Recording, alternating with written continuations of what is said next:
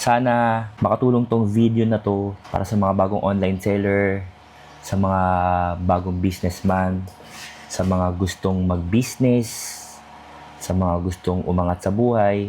At the same time, sana maka-inspire tayo ng iba na dalawan nyo lang palagi, di ba? Kayod lang palagi. Sigurado kapag tinuloy-tuloy nyo, may magandang mapupuntahan yan. Pipiliin nyo palagi mga brother maging mabait sa mga tao na nakakasalamuhan nyo. Kahit na at times talaga hindi may iwasan, may mga buyer na medyo mainitin ng ulo.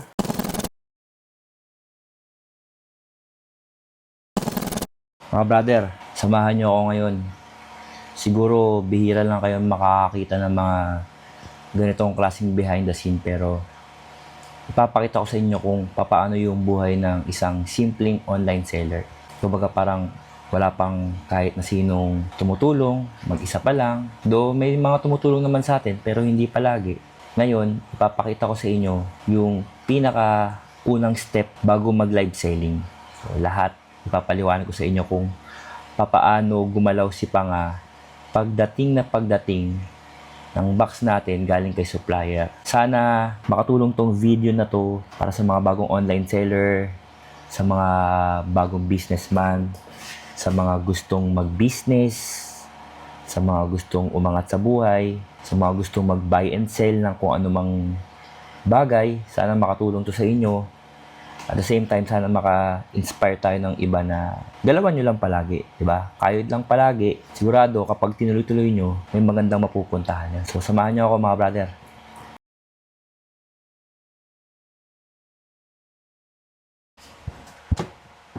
Mga brother, unang part na ginagawa ni Panga pagdating ng item dito sa Pilipinas is sinusort ko lahat. Ngayon, meron tayong approximately almost 300 pieces ng mga item. Maliit, malaki, basta ang bilang niya is 300 pieces. So, yun yung dumating. Total of 6 balikbayan boxes. So, ngayon, ang gagawin ko is isosort ko yung mga item. Paano ba ako nagsusort? Paano ba nagsusort si Panga ng mga item? Bibigyan ko kayo ng example, okay? Yung mga dumating ngayon na item is sobrang halo-halo. The usual, meron tayong Star Wars, meron tayong Marvel, kung hindi ako nagkakamali, may DC, pero hindi ganun karami. Tapos, meron tayong mga anime and mga everything in between. Ano yung mga everything in between na sinasabi ko? Yun yung mga horror, yan, yung mga medyo kakaiba like mga robot na hindi kilala, mga pang man cave, pang JDM, basta mga not your usual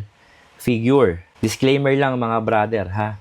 Hindi porket na ito ang ginagawa ni Panga na unang step o parang meron akong step na sinusunod sa sarili ko, hindi ibig sabihin nun, yun na rin ang ginagawa ng ibang online seller na katulad ko. So, iba-iba tayo ng process, iba-iba tayo ng paggamay sa bawat part ng ginagawa natin. Kung saan kayo komportable, gawin nyo. Itong ginagawa ko, gabay lang to. Diba? Kung effective naman sa inyo, pwedeng gawin. Nilabas ko na yung mga item galing sa 6 na karton. Isa sa mga nakita ko na marami is yung Star Wars.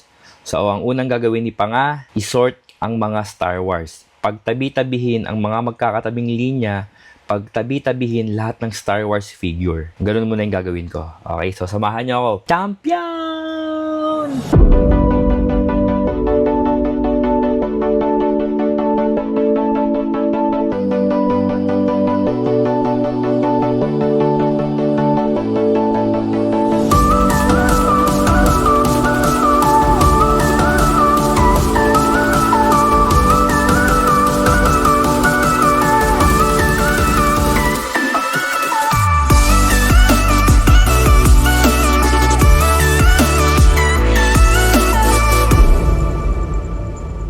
Grabe. Medyo nakakapagod yung kahit konti pa lang. So, ayun na mga brother. Lahat ng mga Star Wars na figure na pagsama-sama ko na. Ngayon, sa abot ng makakaya ko, pinagtabi-tabi ko na yung mga magkakaparehas na linya or yung mga magkakalapit na linya. Para kapag nilagay ko sa inventory ko, maayos tignan, maganda basahin. Medyo OC kasi si Pangs. So, hanggat maaari gusto ko lahat maayos. Tip lang mga brother. Konting tip sa mga gustong mag-business, mag-online selling. Alam ko, ang ilan sa inyo nalilito kung ano ba dapat ibebenta ko? Ano ba dapat yung produkto ko? Ako kasi mahilig talaga ako sa laruan. So, lahat naman siguro tayo mahilig sa laruan, pero ilan-ilan na lang yung mga tao na hanggang pagtanda nila, yung laruan nasa puso pa rin nila. Ang advice ko lang sa inyo, kung mamimili kayo ng isang business na gusto nyong gawin, iisipin nyo muna yung isang bagay na pinaka mamahal nyong gawin o pinaka gusto nyong gawin na kahit na magkagipitan, kahit na magkaroon ng problema, kahit na may mga challenges na dumaan, hindi nyo bibitawan yung business na yun kasi yung ginagawa nyo, mahal nyo regardless kung kumita man o hindi. Marami ng challenges na dumaan sa buhay ni Panga. Andiyan na yung paglugi, andyan na yung mali ng pagbili. Still, andito pa rin ako sa eksena dahil mahal na mahal ko yung ginagawa ko. So, yun ang unang advice, mga brother.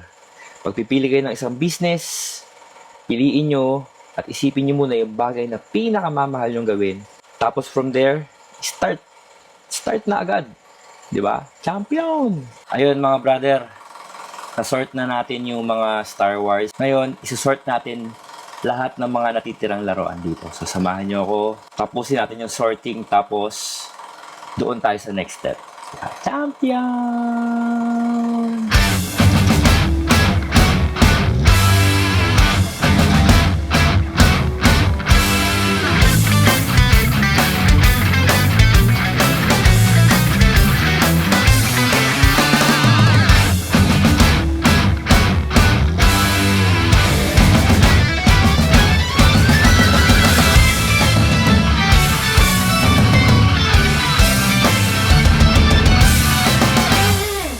Oh, grabe.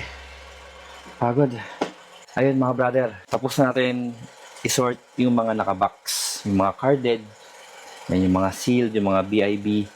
Tapos na natin sila i-sort, pagtabi-tabihin, pagsama-samahin yung mga halos magkakaparehas na linya or magkakaparehas na character. Ang gagawin naman natin, lahat ng loose, isosort naman natin. Iba naman din to kasi syempre may mga accessories na kailangang pagsama-samahin, may mga base na kailangan buuin. Sinuli natin yung mga loose kasi medyo matrabaho siya. At the same time, kailangan patience. Okay, lalo na kapag hindi mo kabisado yung figure. Kailangan mo ng patience hanapin yung dapat para sa kanila para maibenta mo ng maayos na presyo. So, ayun. Okay, champion!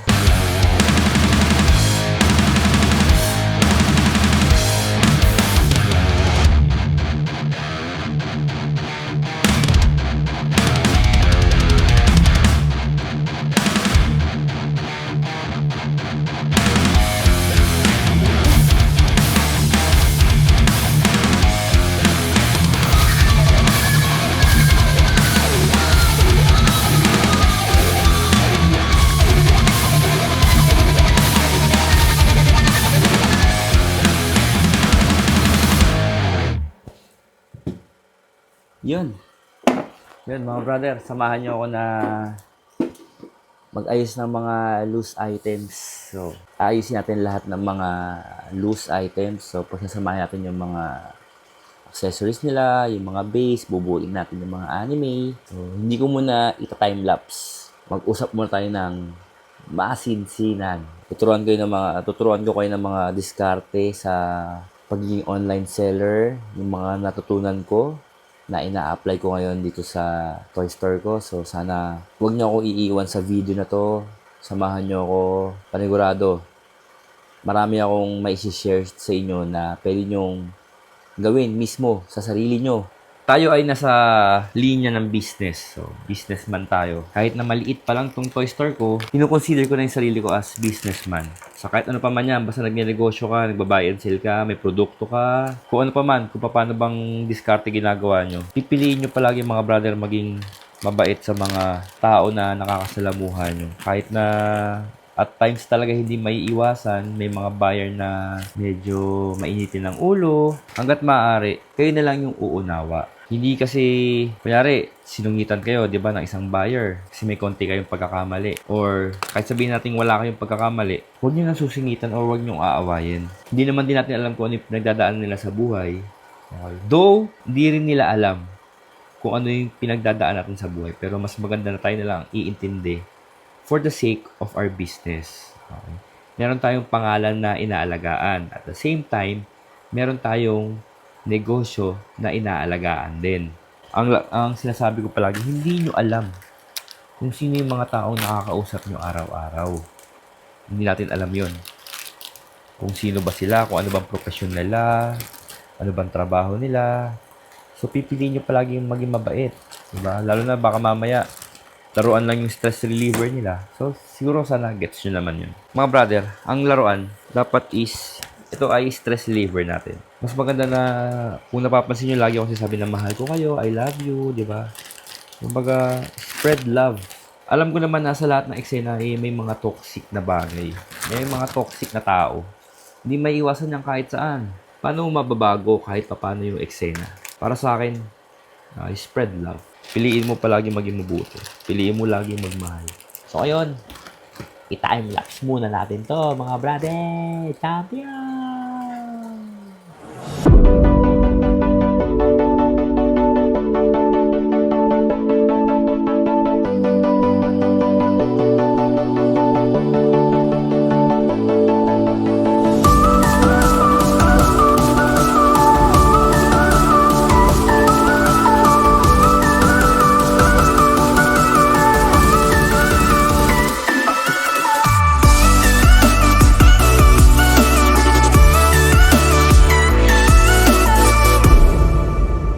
Yun, oh.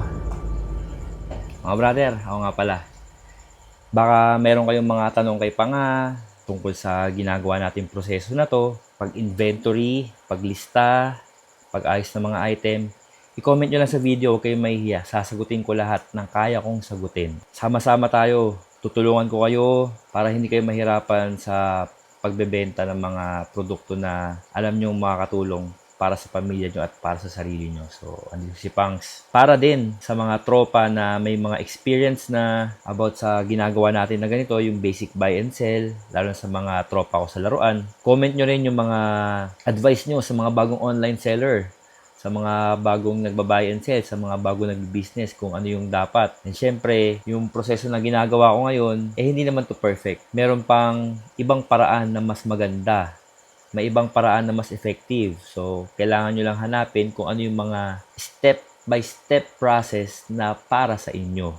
Okay, so sa akin, ito yung gumagana. Ito yung ipapakita ko sa inyo at sana makatulong. Champion!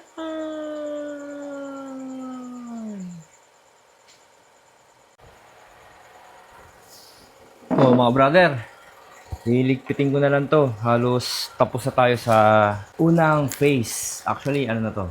Yes, unang phase ng paano magbenta ng laruan si Panga. Antayin nyo yung step 2, yung pag-i-inventory na. So, step 1 muna tayo. Isa-isahin natin lahat. So, yun lang, tandaan nyo ha. Walang susuko. Kahit lang ng kayod para sa pamilya. Siyempre, matik yan. Kapag may tanong kayo, comment nyo lang sa may comment section ng video. Pag may advice kayo o meron akong kulang sa mga nagawa ko or meron kayong pwedeng idagdag sa mga ginagawa ko dito, sa mga style ko, sa mga process ko, comment nyo lang mga brother. So, mahal na mahal ko kayo. Champion! Mwah!